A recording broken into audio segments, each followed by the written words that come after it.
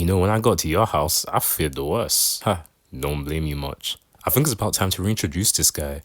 This is my best friend, Riley Jefferson. We've been friends since middle school, and while we had our ups and downs, I wouldn't trade it for anyone else. We talked about our lives and how our jobs are completely different. I work as a detective, he's an entertainment and media producer. Funny, isn't it? I was worrying for a while that he was going to do the same job as his dad, and boy would that be a disaster. Whoa. I'm not sure why. Maybe it was my head wound or my sense of joy coming back. But after we talked about a few more things, I tried to draw him. What a fractured mind does to a man.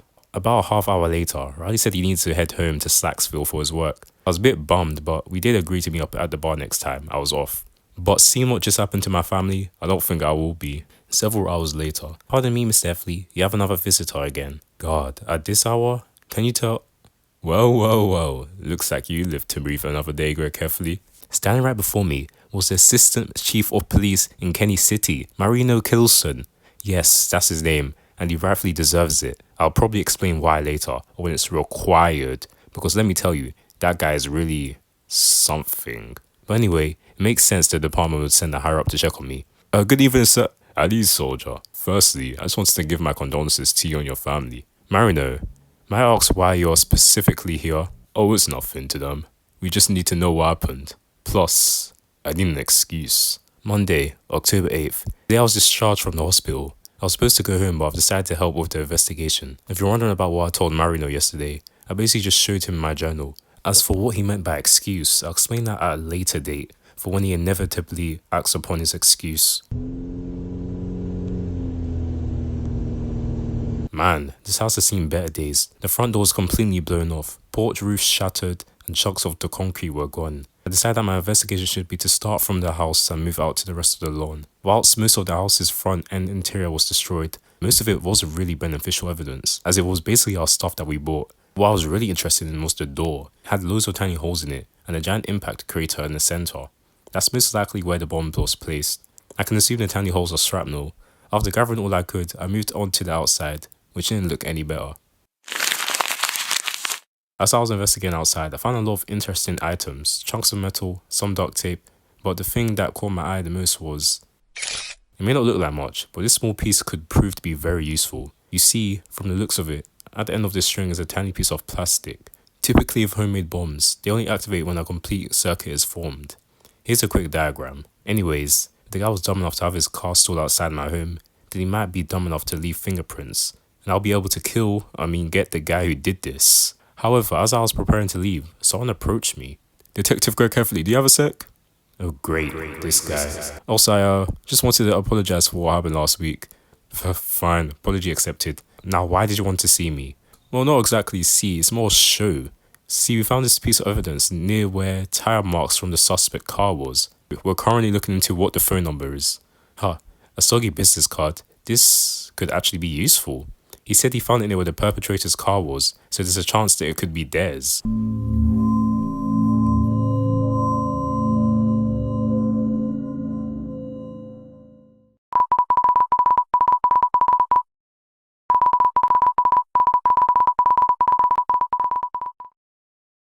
I decided that business card can wait, seeing how we have more legitimate evidence than one regular cop's hunch. Driving into the heart of Plainview, I eventually found the police station. I had to ask a few locals since it's been a while since I was last here. I gotta say, it doesn't look too bad. It was a bit funny having all these people staring at me. I mean, most of these guys were 15 years my senior. After wandering through the halls for a while, I eventually found their forensic lab, which was where I reunited with an old classmate. Oh, hi, Greg. Greg! Angie Stedman? I heard what happened to your house. Are you okay? They said your brother lost an arm, is that true? I have to say, I was a little flustered when she got that close to me. It's been a few years since I've been in the love game, but I managed to regain my bearings and correct her on the fact my brother, Manny, did not in fact lose an arm. Oh well, they said someone lost something. Well, if that something was the front of my family's flipping house, then yes. Anyways, since when did you start working here? Well, remember I was the lead of the school paper? The one that slandered me? Well, because of that, I wanted to become a reporter. But I shut down my junior year of high school, so that pretty much killed my career. However, I eventually found my liking for biology, and long story short, this place was hiring, and that's why I'm here. Once she finished, I talked about some of the stuff I've been up to, but then I realized I'd almost completely forgotten what I came for. Remembering the evidence that we had collected, I quickly showed it to her. I told Angie to prioritize analyzing the string in particular. She said that it would take a while, and that she'd probably get the string done by tomorrow. So with that information secured and in the process of being analysed, I went home. But just as I left the room, something really weird happened. Remember to tell Manny I said hello.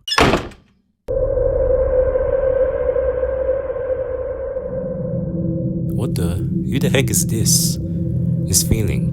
Why is he looking at me so intensely? Huh? He's gone. Okay, well, that was really strange.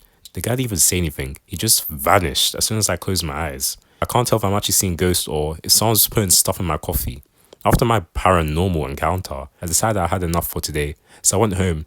I probably just laze around, checking on my family and hit the hay. Hey man, did they discharge you from the hospital yet? Nah, doc said one more day. Oh, okay. Good night. Night, bro. Hey Greg, the supper you gave me is done now and... Oh, I see you brought Isaac with you. Huh? Gah, that guy again. Well, at least I know his name is Isaac now. So what do you need, Isaac? Mr. Marino wants the samples after you're done showing them to Mr. Lee right here. Okay, thank you, Isaac. You can just wait outside. Mr. Lee, how could you mispronounce my name that badly? Also, Marino's telling us someone else to get something. Normally they can't do that, so when they get a protege. Also, why does he want the sample? He's not even a detective. But anyways, here is the culprit. The rat blew up my family, broke my brother's arm, and gave me a scar. They were an old lady? Why the flip was an old lady's fingerprints on a bomb? Actually, scrap that. Why did the police already have a file on her? Don't look at me, I don't know her. Well, hopefully Marino has some answers for this woman, because I sure don't. But honestly, if she turns out to be his mother, then that would explain a lot about him. However, if one problem wasn't enough, Isaac did this. The papers? Yeah, I have them, but I'm coming with you. Give me the papers, Mr. Lee. I'm coming with you. This is important to me and my family. Also, my name isn't Mr. Lee, it's Hef. He's already counterattacking? God, Isaac! What the heck is wrong with this guy? Once we're separated, Marino scolded Isaac on how we only use violence after we talk to them. He then told him to go to his car and stay put. After I calmed down, he walked me into his office room. There were a few other cops there too. Some higher ups just like Marino. They're not all important right now, so I'll just give their names. Anyways, when the time came to show them who was on the piece of string, their reactions were interesting. Damn, I can't believe this. Even I'm surprised that they're involved. Okay, I'm still confused. Who is she? You really don't know, Mr. F. Lee? That one right there is the sister to a major crime syndicate. Wait. A whole crime syndicate is involved with this now? Let's not get ahead of ourselves now. We still don't know why her fingerprints are even on the lousy piece of string. Knowing her family, they're bound to have excuses. However, if they're involved, this could be a massive opportunity to finally crack down on crime in that city. Hold on, Marino. We can't just rush in there. Things like this take time. Not everyone's like you. Yeah, I know. But this is the first time in 25 years the state has evidence against them. They've been a problem for too long. She's right. Marino, as much as I want revenge, it wouldn't end well. Actually, you just gave me a good idea. We can just send you. Huh? What was she talking about? Aren't I the person they tried to kill? I mean, we don't know if that's true yet. But if they did, certainly they would know I survived. I questioned her further about why I should be sent to investigate, and she dropped some pretty shocking news to me. Apparently, the department is still saying I'm in the hospital, which honestly isn't what I'm mad about. It's the fact that they didn't tell me. Oh well, that's bureaucracy for you. Some of the other officers had a few objections to me going. Honestly, my gut's telling me to go there myself. I'll write about everything that happens tomorrow. First chapter, complete. Next arc, what a family is.